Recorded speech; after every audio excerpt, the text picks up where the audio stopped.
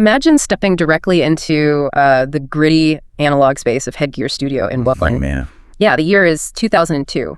You are standing in this raw industrial room right near the East River waterfront, and, well, you are looking at a massive structural problem. A completely massive problem. Right. Like this exclusive New York art punk trio, they have no bass player, none. Which means to get that heavy, rumbling bottom end for this specific track, they had to dive deep into these insane physical gear workarounds. Oh yeah, guitarist Nick Zinner basically engineers this extreme signal chain.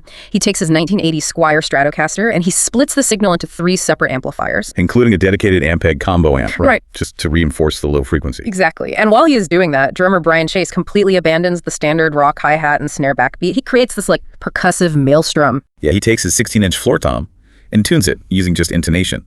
So the sheer physical displacement of air from his drum strikes actually acts as a physical sub-bass in the room. They completely threw out the rigid, cold Zoom RT123 drum machine that they had used on their original 20-minute bedroom demo. And they replaced that synthetic click with this swelling tribal acoustic heartbeat. You're listening to Deep Cuts and Deep Thinking. We have an incredible stack of sources in front of us today, historical monographs, technical gear rundowns, and cultural retrospectives. And our mission today is for you, the listener, to discover how a band of chaotic, beer-spitting New York art punks accidentally wrote a timeless love song. A song that secretly became the structural blueprint for 2 decades of mainstream pop music. The song is Maps, from their 2003 masterpiece, Fever to Tell. What's fascinating here is how the physical space shaped the sound. Looking at my backdrop today, we were virtually hanging out in those gentrifying Williamsburg industrial lofts. Oh, totally. You have to remember that the early 2000s New York post-punk revival was incubated in these exact scruffy, cavernous spaces. Absolutely. But to understand the sheer weight of the song, we really have to look closer at that gear workaround you just mentioned. Right. I mean, it wasn't just a quirky setup. It was a literal feat of live audio engineering.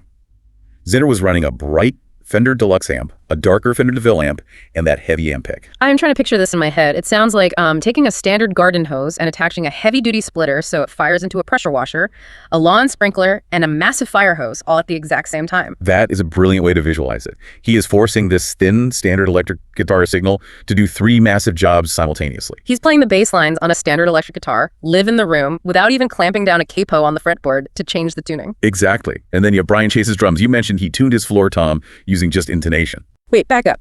For those of us who aren't, acoustic engineers, what actually is just intonation? And how does tuning a drum a specific way replace a bass guitar? It is a great question.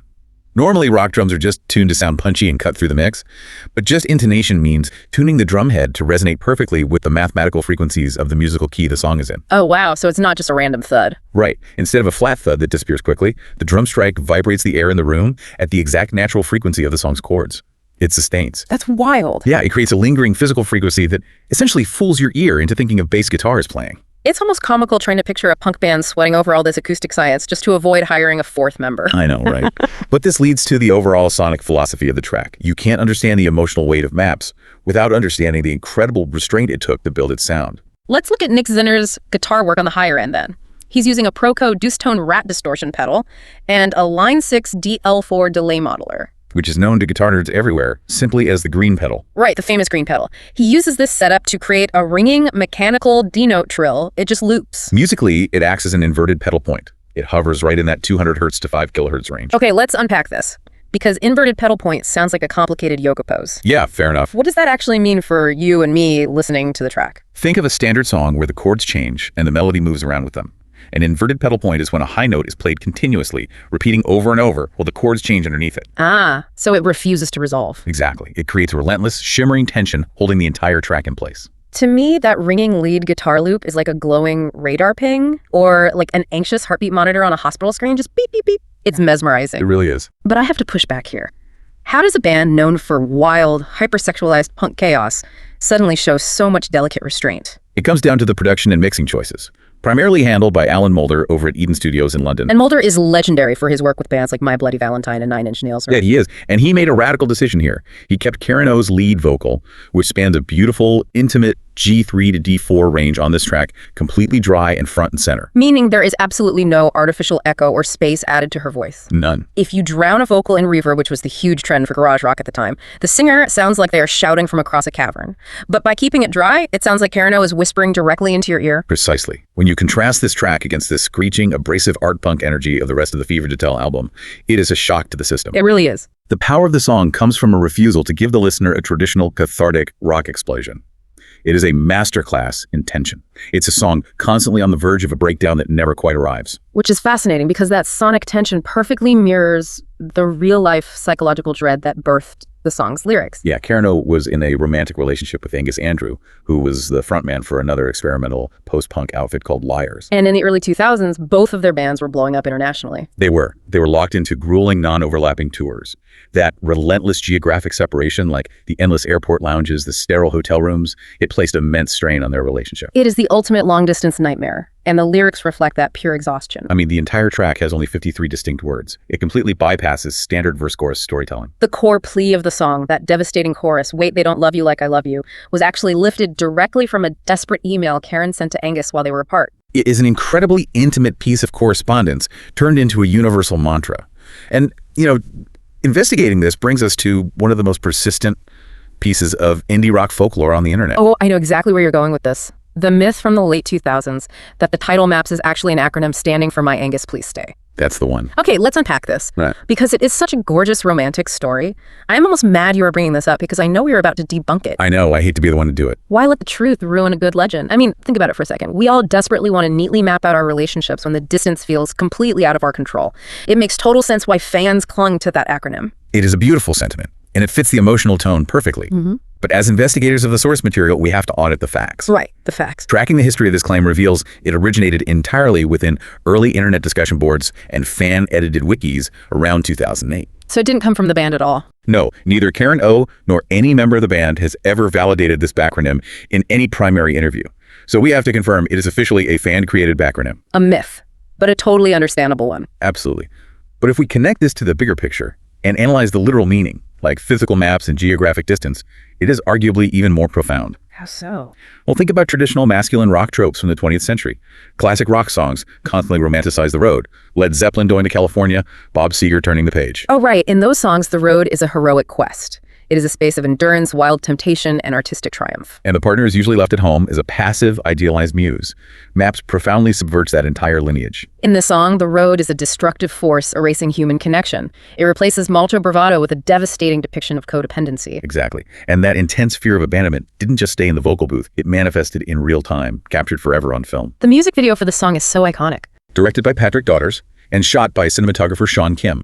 They filmed it in a rundown high school gymnasium. Which is such a brilliant tactile setting. You have this continuous camera tracking, moving slowly past the crew and cables. And these shifting color filters, the lighting transitions from warm reds to icy blues to pale yellows, visually mapping the emotional shift from warm nostalgia to cold isolation. But the climax of the video, and perhaps the defining visual moment of the band's entire career, wasn't planned by the director at all, was it? Not at all.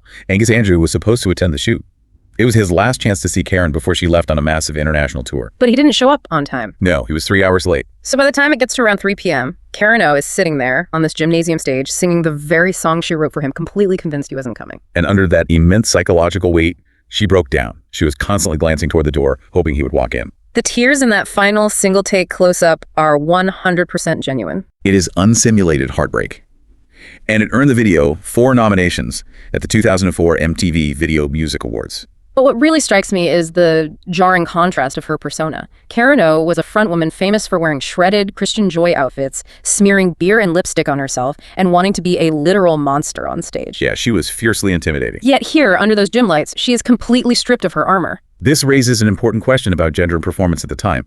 If we contextualize this culturally, it was a massive turning point. In what way? In the early 2000s, female rock singers were often forced into very narrow boxes. They had to be either hypersexualized objects for a male gaze, or they had to adopt an aggressive, macho toughness to be taken seriously in these male-dominated spaces. Right, those were basically the only 2 options. Karen O rejected both of those extremes. She weaponized her physicality on stage in a threatening way, but in the Maps video, by allowing herself to cry on camera, she proved that pure, unshielded vulnerability was the ultimate punk rock move. It was a complete rejection of posturing. Definitely. Here's where it gets really interesting, because that specific unshielded vulnerability and the unique, quiet, loud structure of Maps didn't just cement an indie legacy. No, it didn't. It secretly hijacked the next 2 decades of global pop music. It absolutely did. The structural DNA of Maps is everywhere. Let's look at the legendary pop producers Max Martin and Dr. Luke. Okay, this is such a wild connection. According to the historical record, they were driving, listening to alternative radio, and Maps came on. Now, Max Martin has a highly analytical pop brain. He loved the tension of the verses. He noted that the song climbed to a 6, 7, or 8 on an imaginary intensity dial, right? Yes, but he expressed intense frustration that the chorus then dropped back down and plateaued at a 5. He and Dr. Luke borrowed the dynamic structure, that quiet, loud, quiet flow, which is also composed in the key of G major. But they changed the payoff. Right. Instead of plateauing at a 5, they forced that exact G major buildup to explode into a massive wall of sound, cathartic release. And that experiment became Kelly Clarkson's absolute smash hit, Since You've Been Gone. But they took the vulnerable tension of it, and grafted it onto a triumphant pop climax. The indie rocker Ted Leo even performed a viral acoustic mashup of the two songs to prove how identical their musical skeletons are. It is wild to trace that lineage. From a sweaty Williamsburg loft and a 3-amp guitar rig, straight to Kelly Clarkson conquering the globe. And it doesn't stop there. The journey of the lyrics is just as fascinating. We have to trace the lyrical interpolation of that famous chorus to the absolute zenith of pop royalty, Beyoncé. Yes, on her critically acclaimed 2016 album Lemonade, specifically the track Hold Up, Beyoncé uses the exact lyric and vocal cadence, hold up, they don't love you like I love you. Let's follow how this happened because it sounds completely made up. It goes from Ezra Koenig of Vampire Weekend, paraphrasing the lyric in a 2011 tweet, to a 2014 studio session where he sang it over a reggae beat with producer Diplo. Straight to Beyoncé. She loved the demo, added layers with Father John Misty, and turned it into something entirely new. The 3 members even earned official co-writing credits on the track. But what is truly remarkable here is the semantic shift. The words are exactly the same, but the power dynamic is entirely inverted. How so? In 2003, Karen O is singing from a place of codependent desperation. She is begging a partner to stay. When Beyoncé sings those exact same 8 words in 2016, she is wielding a baseball bat. Oh, wow. It is a statement of fierce, feminine defiance. She isn't begging, she is issuing a warning. So, what does this all mean? It is the ultimate lead indicator of where pop music was heading. It proves how incredibly durable the core emotion of this song is. You can dress it in garage rock, pop punk, or R&B, and the melody still shatters you. It synthesizes the ultimate cultural impact of the song. Maps eroded the artificial boundary between underground authenticity and mainstream pop. Before this, you basically had to choose between being emotionally raw in an indie basement or writing a massive, accessible hook for the radio. Maps prove you could do both. The track's enduring power is exactly why it jumped over 200 spots to land at number 101 on Rolling Stone's 2021 list of the greatest songs of all time. And before we close, there is one more beautiful piece of closure to the story. Yes, there is. In 2006, Angus Andrew offered a musical response. With his band Liars, he released the song The Other Side of Mount Heart Attack. It was a gentle acoustic ballad with a soft falsetto, promising I will stay by your side. It was a quiet, belated reply to the question Karen Nerd had asked 4 years earlier. It is a poignant dialogue across albums, completing a multi-band creative loop. But if we pull back and look at the broader human experience, there was a final concept from our sources I want to introduce. There is a strong literary parallel here to Penelope in Homer's Odyssey. Oh, wow. Okay, from Brooklyn art punk to ancient Greek epics, how do those connect? Think about it. Penelope waits, isolated in Ithaca, for 20 years.